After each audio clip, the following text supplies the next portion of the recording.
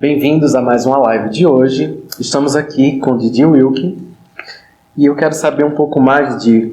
Conte um pouco da sua história e da sua trajetória. Legal, obrigado. Obrigado aí para todo mundo. Um prazer estar aqui. Então, meu nome, na verdade, é Dietrich Welke, eu sou alemão. E esse nome é um pouquinho complicado aqui, né, para o Brasil, então ele acabou virando Didi. Que dos Trapalhões mesmo, Didi, é mais fácil, as pessoas lembram. E hoje em dia virou Didi Wilk, que é meu nome profissional, meu coach Didi Wilk, que essa é a minha jornada. Eu vou começar. Eu, na verdade, cheguei aqui no Brasil em 1982, com 7 anos de idade. Meu pai, era o diretor executivo aqui da Ciba-Geigy, que hoje em dia virou Novartis. E era para ele ficar só 4 anos, acabou ficando aqui pro resto da vida. Tanto é que ele está aqui, por isso que eu estou aqui no Brasil, para dar um apoio para ele na pandemia. Acabei fazendo Porto Seguro, a escola alemã, e decidi não ir para a Alemanha estudar e acabei prestando vestibular e fiz aqui PUC, de manhã fazia administração de empresa, e USP à noite ciências sociais. Ocupado bastante tempo. E cantei também fazia parte do Coral USP naquela época também. Em 1996 a USP ela entrou em greve e isso me forçou, na verdade, a ir embora, porque como ela ficou 6 meses parada, eu teria que repetir o ano e depois de você trabalhar tanto no vestibular não faz muito sentido fazer um ano de novo. E acabei então transferindo meus créditos lá para os Estados Unidos. Sim. E em 1997 entrei para a Indiana University e lá acabei tendo essa honra de poder ter feito 4 bacharelados. Então fiz 4 bacharelados em provavelmente 3 anos, 97, isso em 3 anos, 4 bacharelados. Bastante com o tempo preenchido, né? Bastante, fazendo liderança, cantando também, que acabei cantando, ganhei um Grammy durante esse tempo também, mas eu acabei me graduando em 2001 com administração de empresas, psicologia, sociologia e qual que é a outra, gente, que eu esqueci? Esqueci, gente. Sumiu totalmente da minha cabeça. Administração, sociologia, psicologia e estudos sociais, International Studies, e tive também um certificado aí em música, que acabei cantando 1 ano nos Estados Unidos, Broadway, e fiz também ópera lá nos Estados Unidos, em Nova York. Depois de 1 ano em Nova York, voltei para fazer meu mestrado, também na Indiana University, acabei fazendo mestrado em gestão pública e fiz um mestrado em gestão de ONGs. Interessante. Isso. Acabei trabalhando um pouquinho para o governo, acabei trabalhando para o prefeito de Kansas City, e depois eu acabei indo para a Flórida, trabalhando para o condado que chama Broward County, que fica por Lauderdale e Miami, onde entrei dentro do departamento de orçamento. Foi aí um pouquinho onde eu realmente comecei a ver a minha experiência em coaching. O prefeito naquela época, ele escolheu 5 pessoas para fazer coaching internos, ou seja, o que ele queria? Ele queria que a gente fosse para os departamentos que estavam problemas para ver como que a gente poderia melhorar. Então foi assim que eu comecei a ter o meu primeiro treinamento do que viria a ser coaching. Ah, legal. E a gente quer saber, né, tem algumas perguntas que as pessoas já enviaram para a gente. Legal. E o que você ama em ser um coach? Então, é super interessante você fazer essa pergunta, porque eu tenho uma experiência muito vasta, tanto em consultoria como psicologia. Então, na verdade, eu atuei como psicólogo, ajudei, a minha especialização foi em mulheres que apanhavam de homens e também crianças abusadas. Então, me foquei muito nessa área e também, obviamente, fiz muito consultoria de casais. Então, o que eu percebi nessa jornada de coach, de psicólogo, que as pessoas elas ficavam muito dependentes de mim. É uma coisa que eu nunca gostei muito. Eu gosto muito de poder ajudar as pessoas, mas ajudar com que elas possam andar sozinhas. E não estar assim, eu melhorei porque foi o Didi. Se eu não tivesse o Didi, eu não teria melhorado. Tem gente que gosta, eu não gosto muito de ouvir isso. Eu acho que para mim uma falha é quando alguém acha que fui eu que ajudei ela, quando eu sei que as pessoas podem fazer ela sozinhas. E aí, pegando um pouco desse gancho, qual foi a tua história favorita? De sucesso? De sucesso. Então, rapidamente, só para entender qual que foi essa transição, porque coaching, aqui no Brasil especialmente, eu queria dar essa ressalva, porque aqui no Brasil, infelizmente, o coaching está sendo usado para qualquer coisa. Tem coaching, né, o coaching essencial, ele está sendo realmente disturpado, e por isso que eu gostei. Quando você começa a entrar dentro do coaching, o que ele realmente que é ajudar a pessoa a ela se tornar a melhor versão dela, ou seja, ajudar ela com as metodologias dela, com as ferramentas dela, com toda a capacitação dela, ela chegar onde ela quer, sem ter que ser eu falando para ela, isso foi para mim foi muito libertador. Por exemplo, eu dei muita consultoria também, e nada contra a consultoria, acho que tem muitos consultores maravilhosos. Mas o que acontece normalmente? Você vai em uma empresa, você fala para a pessoa exatamente o que ela tem que fazer para melhorar, e aí depois de alguns anos eles ligam de novo e falam assim, você pode voltar de novo? Eu falei, gente, mas eu já fui, já resolvi, já fiz manual, já fiz tudo isso, por que você me quer? Eu falei, então, a gente não abriu, na verdade. A gente não usou tudo que você falou. Eu falei, mas por que isso acontece? Então, isso ocorre muito? Muito. Eu acho que é por isso que você tem tanto sucesso no coaching. O que acontece muitas vezes quando você fala para uma pessoa que ela tem que fazer, raramente ela faz. Espero que algumas pessoas aqui de repente saibam sobre isso. Quando você sabe que você precisa fazer, normalmente você vai atrás e faz.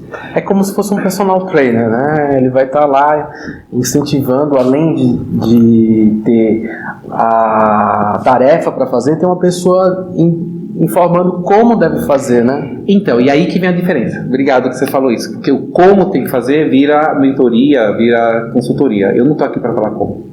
Ah, legal. Entendeu? Porque se você fala da maneira que eu acho que a pessoa deveria fazer, pode ser que essa maneira não seja a melhor maneira para a pessoa. E isso que me fascina no coaching. O coaching, na verdade, a gente está realmente entrando dentro de uma jornada da pessoa, onde ela começa a se entender e a gente descobre junto onde que ela quer ir. Da maneira que ela quer ir, não da maneira que eu acho que ela deveria ir. Legal. Faz sentido? Sim. Então foi essa a minha paixão no coaching. Quando eu comecei a descobrir que eu posso realmente dar todas as ferramentas que a pessoa precisa para que ela possa se tornar o que ela gostaria de ser, é para mim libertador. E é naquele momento que eu larguei tanto a consultoria como a psicologia, porque ambos você tem um pouquinho mais de autoridade e você controla o caminho. Nada contra, como eu falei. Eu adoro psicólogos, acho que ainda é muito importante, tem consultores excepcionais. Só que para minha meta, então a minha meta sempre foi eu ajudar as pessoas a se tornarem melhores versões e em contrapartida, se eu ajudo as pessoas a ajudar elas a alcançar o que elas querem, eu nesse momento também alcanço o que eu quero. Então foi a minha paixão. E aí você tinha falado, né, qual que é o sucesso, né, qual que é a história de sucesso. Sim, qual a sua história de sucesso, que mais... Fica super complicado, já fui perguntado essa pergunta várias vezes. Eu tenho mais de 100 pessoas que eu dei coaching na minha vida, então e acho que cada história tem uma história muito, muito especial. Só que agora pensando, eu acho que eu posso falar de uma pessoa que para mim é muito excepcional. Vou falar da Miley Massada. Miley Massada, ela é corretora no Havaí, quando ela começou a fazer coaching comigo, e foi muito engraçado, porque normalmente as pessoas que quando elas querem fazer coaching, e claro, eu posso entrar um pouquinho na minha experiência, eu faço coaching de liderança, coaching de vendas e de performance, ou seja, eu ajudo as pessoas a aumentarem a renda delas com a maior eficiência de tempo. Tanto que daqui a pouco eu vou estar lançando aí, né, o nosso coaching de aumentar a sua renda sem se matar de trabalhar, como duplicar ou triplicar a sua renda sem se matar de trabalhar. Nossa, isso daí é bem interessante, acho que todo mundo vai querer saber. Então é isso que normalmente a gente faz como coach, é fazer eficiência dentro de qualquer coisa que você queira, no nosso caso é da renda e da venda. Certo. Então quando a Miley veio, ela disse, quero fazer coaching.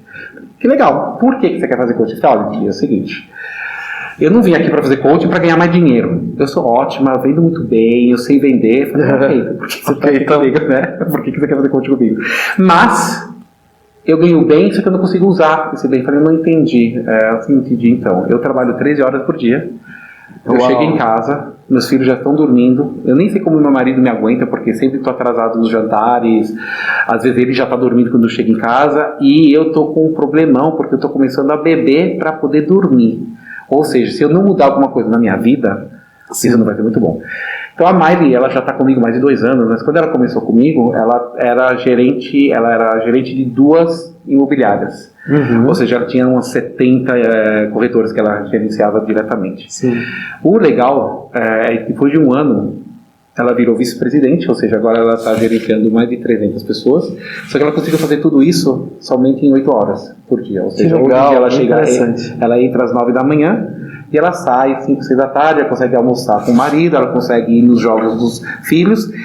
E eu chamo essa história de sucesso porque eu tive uma ligação dela durante a pandemia que me emocionou, porque no Havaí tem um pouco é um pouco similar ao brasileiro, onde a família é muito importante, onde existe história de família. A avó dela estava morrendo. Nossa. E ela me ligou chorando, assim, Didi, na cultura havaiana, as avós e as bisavós, então a parte materna, elas repassam receitas, dieta, histórias, toda a parte cultural da família. Ela disse, se não tivesse tido feito coaching com você, e não teria hoje em dia a oportunidade de pegar férias e poder estar os últimos 3 meses da minha avó só anotando todas as histórias, catalogando todas as coisas que eu posso agora repassar para todo o resto da família. Então, apesar de ter histórias maravilhosas, com pessoas fazendo muito mais dinheiro, essa história me cai especial para mim, porque às vezes a gente acha que coaching é só para fazer dinheiro, é só para ganhar mais renda, mas às vezes a gente também está ajudando famílias, a gente está falando de uma cultura, né? Então, é que nem sempre as pessoas buscam dinheiro, às vezes elas querem ter mais tempo, né? E que é o engraçado, né? Porque é exatamente o que a gente fala no coaching, né? Muita gente diz assim, quero ganhar mais dinheiro. Eu falei, mas será que você quer ganhar mais dinheiro, mas não ter tempo de ver sua família? Ou você quer ganhar dinheiro e ao mesmo tempo ter, né, uma vida balanceada, uma vida equilibrada, onde você possa ter tempo para você, para sua família e para o seu trabalho, né? E é isso que o coaching oferece. E aí, pegando um gancho, como hoje os coaches estão ajudando os clientes a atravessar essa crise da pandemia? É super legal, né? Porque a gente está começando 2021, quem diria que a gente estaria em 2021 com uma elevação da onda mundialmente, né? A gente está falando da segunda onda, que é muito grave. Eu tenho o privilégio, hoje em dia eu estou com mais de 50 clientes ativos, estou dando coaching, desde Havaí, porque ela está lá, a Maile está lá ainda, e eu tenho também clientes lá na Lituânia, então eu tenho essa oportunidade muito legal de poder falar com várias pessoas em vários lugares do mundo, tanto na Inglaterra, quanto na Lituânia, quanto no Canadá, quanto em todos os lugares dentro dos Estados Unidos, e entender que mesmo depois de um ano de pandemia ainda existe todo esse desafio. Infelizmente algumas pessoas perderam o emprego, mas o que eu posso falar é que os meus 50 clientes todos aumentaram a renda do ano passado, mesmo com a pandemia. E aí pergunta por isso que eu toco nessa pergunta, o que aconteceu de especial, que nós fizemos de especial para as pessoas poderem aumentar. Tanto é que eu tenho uma pessoa que aumentou 5 ou 6 vezes, né? Ele fez $120 mil em 2019 e ele terminou esse ano fazendo $700 mil em comissão. Então, assim, tem pessoas que realmente usufruíram-se da pandemia. Nessa pessoa aí para aprender, né? Agora, por que tudo isso está acontecendo? Uma das coisas que os coaches ajudam é tirar a pessoa do papel de vítima. Uma das grandes partes, ou as grandes verdades que apareceram durante a pandemia... Eu conheço algumas pessoas assim. Acho que muitas, né? Porque é muito mais fácil você culpar uma outra pessoa, culpar seus pais, culpar a pandemia, culpar acidente, culpar o Deus e o mundo pela realidade da vida que você é hoje em dia. Uma da parte difícil de você fazer parte do coaching é que a gente, na verdade, uma premissa principal do coaching é você aceitar e entender que você está onde você está por causa de você. Suas escolhas, né? Exatamente. Ou a falta de escolha, que também é uma escolha. Exatamente. E aí, por que o coach ajuda? Quando você começa a entender que você é responsável pela realidade que você está vivendo hoje, você começa a ter mais controle. Ou seja, sair do papel de vítima e começa a controlar a sua vida. E aí essa é uma das partes que são muito importantes, de você focar na parte de controle. Ou seja, quanto mais você foca nas coisas que você pode controlar, mais fácil você passa qualquer tipo de desavença e qualquer tipo de crise, né? A pandemia só veio aqui para falar que nós não temos controle de muitas coisas. E interessante você falar nisso, e eu quero saber qual é o segredo para você se manter saudável, fisicamente, nutrido. Então, me conta um pouco aí desse segredo. Então, eu agradeço ao universo, né, de poder ter feito coaching. Eu também hoje também sou trainer em programação neurolinguística, e trainer significa eu passei todas as etapas do practitioner, que é a primeira etapa, né, da programação neurolinguística, virei master, e hoje em dia eu consigo certificar outras pessoas na programação neurolinguística. Quando você passa tanto pelo processo de programação neurolinguística como de coaching, você acaba também aprendendo o que você ensina para as outras pessoas, hoje existem ferramentas. para você ser um bom coach, também tem que começar a seguir essas próprias regras, né? Sair do papel de vítima e se tornar o protagonista da sua própria história. Exatamente. E aí, no meu caso, eu foco muito nisso, ou seja, eu tenho uma agenda que eu faço todo domingo, então todo domingo eu preparo o que eu quero que aconteça na semana. Né? Eu tenho próprios coaches também, então não adianta eu falar que coach é bom se eu não tivesse. Então eu tenho meus próprios coaches também, eu tenho um personal segunda, quarta e sextas que me acordam para que eu esteja fazendo o que eu tenho que fazer, que aí vem, né, a parte do accountability, né, que até estava falando agora com a amiga em comum, com a Carla, né, que é você tomar suas próprias rédeas, né. Sim. Então, às vezes, nós sabemos o que a gente tem que fazer. É aquela velha história, vou começar a dieta segunda-feira, e quantas pessoas realmente começam? Verdade. Quantas pessoas... Porque a gente sabe o que a gente tem que fazer.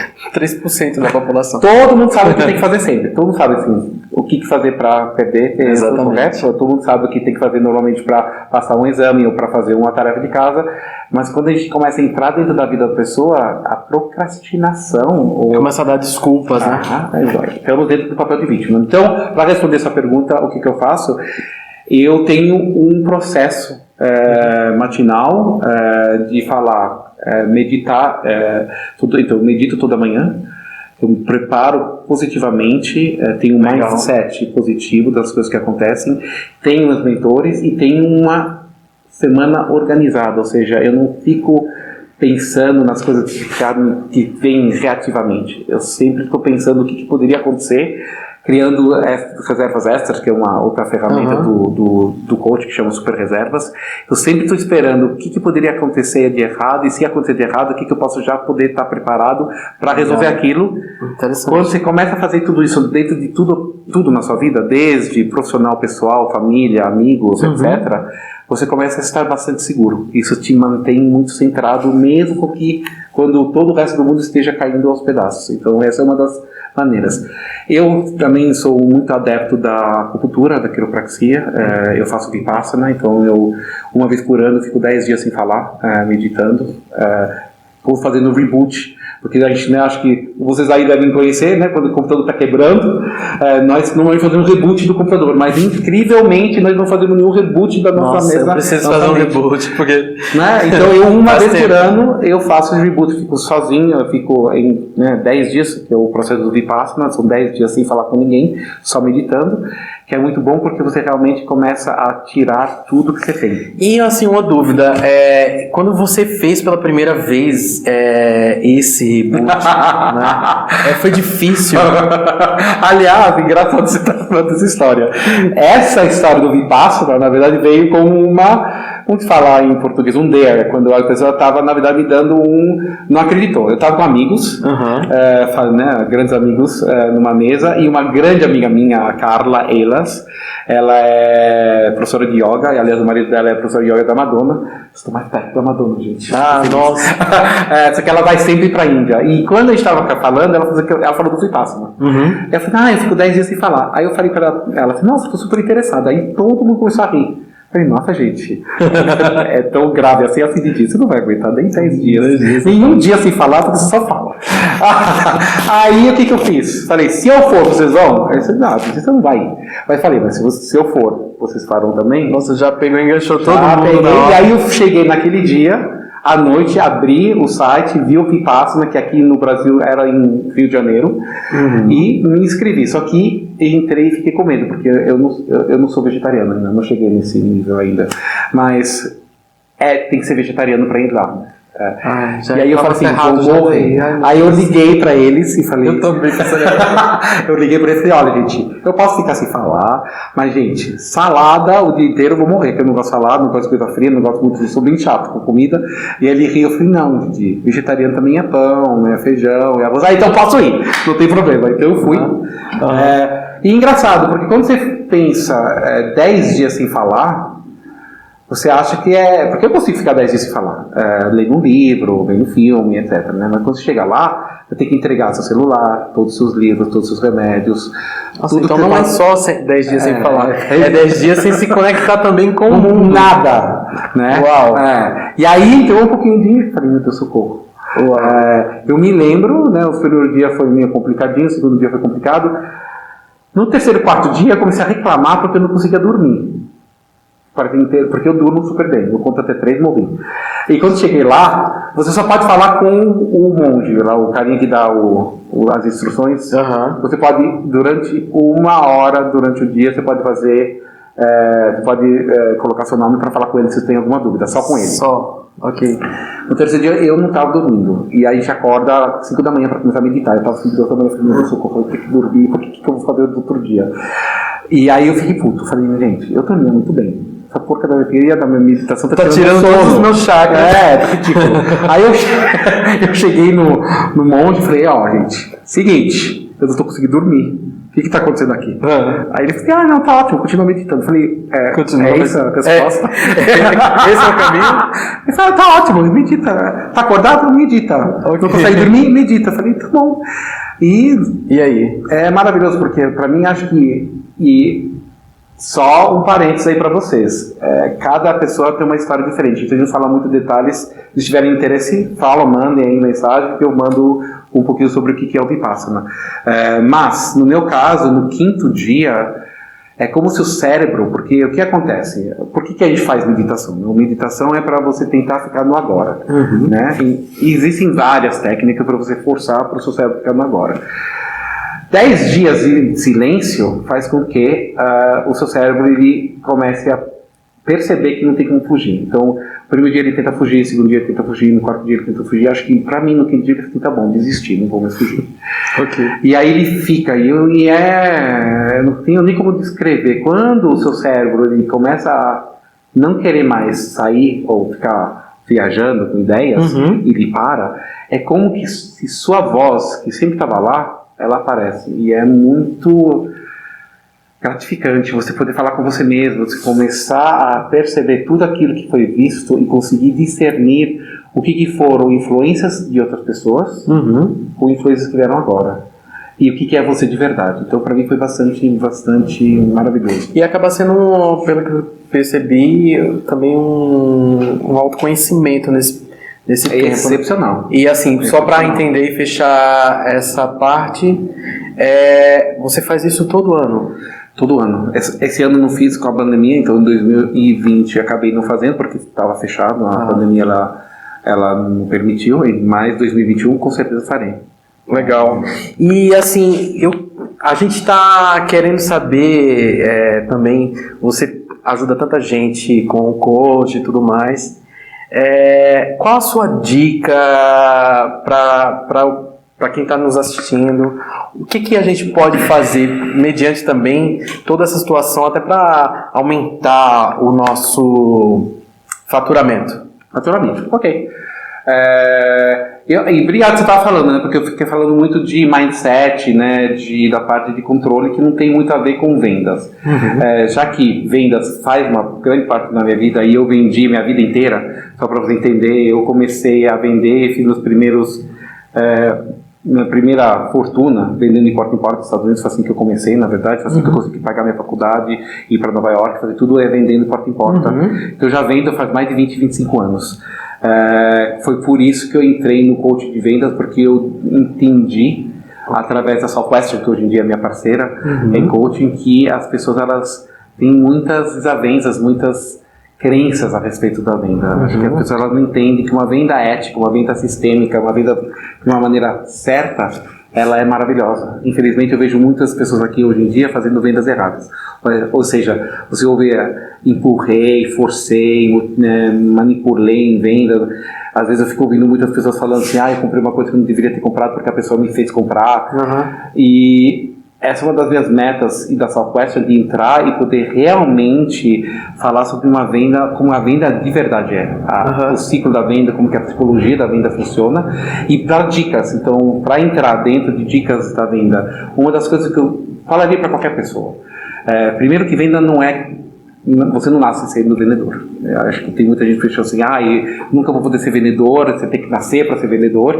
Venda é uma técnica, como qualquer coisa, como ser engenheiro, como ser administrador, psicólogo. Venda é mais uma... Que pode ser aprendida. Que pode ser aprendida totalmente. Claro, como o Beethoven, tem gente que nasceu, já tem milhões de coisas, mas dá para qualquer pessoa ser um bom vendedor. Isso é ótimo, né? Então porque muita gente tem timidez. Eu, por exemplo, eu sou muito tímido, né? Só que vende que nem uma... Né? Agora que eu tô um pouco mais tranquilo em frente à câmera, mas assim, até esse momento eu quase tive um troço aqui. É bom e interessante falar para vocês, porque não é só esse rostinho bonito, não. E ele me ajudou bastante. Essa forma descontraída fez com que a gente pegasse... Isso é venda. Isso que eu tô falando é venda. É criar realmente uma conexão com a pessoa, entender o que a pessoa realmente precisa, porque às vezes você tem uma pessoa que você não tem um produto para ela. Então, quando você falou de dicas para como realmente melhorar ou mudar alguma coisa em 2021 é primeiramente entender que qualquer pessoa pode ser vendedor. Ou seja, que vendas em si não é o bicho ruim. É como fazer a venda e o que fazer com o que você aprendeu. É uma ferramenta, né? Ferramenta, e como você vai usá-la é que vai diferenciar, né? Exatamente. Então essa é a primeira parte, que venda é uma técnica que ela pode ser ensinada, ela pode ser aprendida e ela pode ser aperfeiçoada. Essa é a primeira coisa. Dentro disso, um dos maiores erros que eu vejo são as pessoas focarem no resultado. E é por isso que a venda começa a ser tão dolorosa. Ou seja, tem pessoas que fazem tudo certinho, vão lá, vendem e a pessoa não quer comprar. E a pessoa fala assim, é tudo minha culpa, o que eu podia ter feito diferente? Muitas vezes nada. Eu tenho muitos clientes que fazem tudo perfeito, fazem tudo certinho, e a pessoa não vai comprar, porque nós não temos nenhum controle sobre a venda, sobre o resultado. Nós não controlamos o resultado. Então, uma dica que eu faria para todo mundo aí de fora, se você for vender, foca no que você controla. Como se apresenta o seu produto, saber as objeções do seu produto, entender se esse produto realmente vai servir para aquela pessoa ou não, independentemente se a pessoa vai comprar ou não. Se você fizer com consistência, se você tiver algo que você realmente acredita, que realmente esteja ajudando, que vai realmente beneficiar a pessoa, um dia alguém vai comprar. Essa é a verdade universal. Estatística sempre funciona. Mesmo fazendo tudo errado, no final do dia, alguém vai comprar. Essa é a dica que eu falo para a pessoa. Para de focar no resultado e foque no processo. Por isso que eu acho que é importante também, por isso que eu acho que o coaching hoje em dia fica muito melhor, porque as pessoas elas precisam realmente ter alguém para ajudar a ela se entender, para saber se realmente o que ela tem vai ajudar a pessoa, se ela encontrar o avatar, né, que a gente fala avatar, mas o perfil do cliente dela. Porque tem muitas pessoas que chegam para mim, eu não consigo vender nada. E quando você vai discernir, quando você vai entender, fazer perguntas, ela na verdade está atrás de um cliente que nunca vai comprar, que não é o cliente dela. E é só você mudar um pouquinho o perfil do cliente e ela começa a vender. Então assim, primeira coisa, para de ter a crença que você tem que nascer ser vendedor. Acho que quando você começar a perceber que você tem como ser vendedor em qualquer momento, já é bom. Segundo, para de focar no resultado. Foca no processo. Foca nas coisas que você controla. Terceiro, tem uma agenda. É a coisa a mais, né? Gerenciamento de tempo, o seu gerenciamento de tempo, aliás, de qualquer pessoa deveria ser número 1.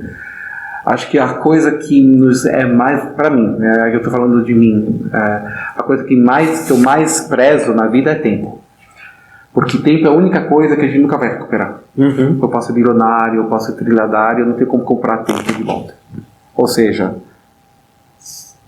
hoje vai acabar, amanhã é outro dia, esses 24 horas que eu fiz eu não tenho mais como recuperar. Ou seja, espero que você planeje, espero que você saiba onde você quer ir, espero que você realmente entenda o quão valioso é esse tempo. Então, quanto mais você consegue programar, agendar, planejar, entender como o seu dia deveria ir, mais foco você tem, mais controle você tem e com isso, obviamente, mais resultados também vai vir. Legal. E assim, uma última dica que você pode dar para as pessoas agora na pandemia o que ela pode fazer de diferente, já que nem sempre pode pegar e ter o contato direto com o próprio cliente. Olha que legal, né? Que interessante. Eu adoro...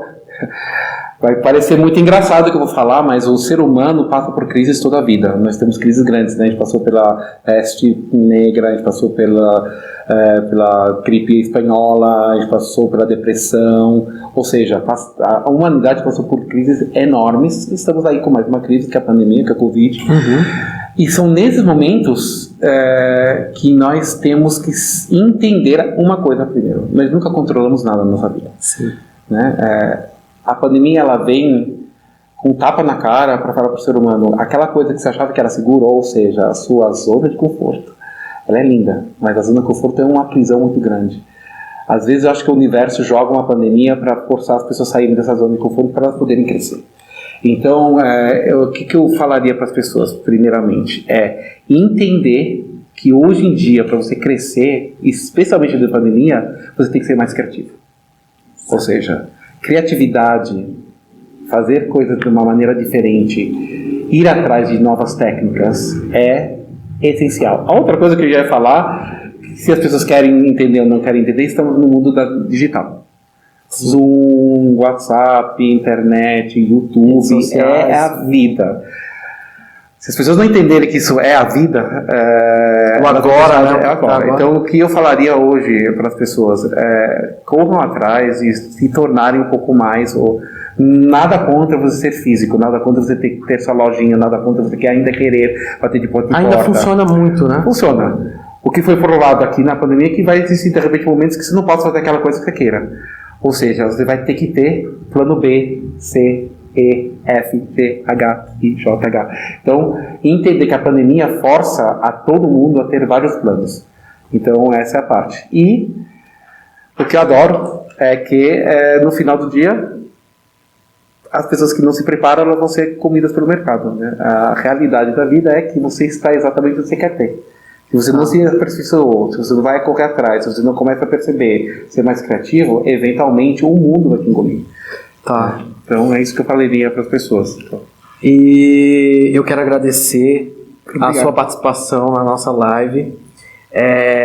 Hoje, tudo que o Didi falou aqui, é interessante que vocês pensem sobre isso. Né? Quem tiver alguma dúvida depois, coloca aí embaixo que a gente vai passar para vocês, ou manda uma pergunta em box, tá? E muito obrigado. E só para rapidamente falar para todo mundo que se você tiver realmente dúvidas, se quiser saber um pouquinho mais sobre vendas, a gente oferece tanto coaching de demonstração, ou seja, se você não sabe o que é coaching, se você quiser, manda até para o Whindersson aqui embaixo, se você tiver um interesse em saber um pouquinho mais sobre coaching, a gente faz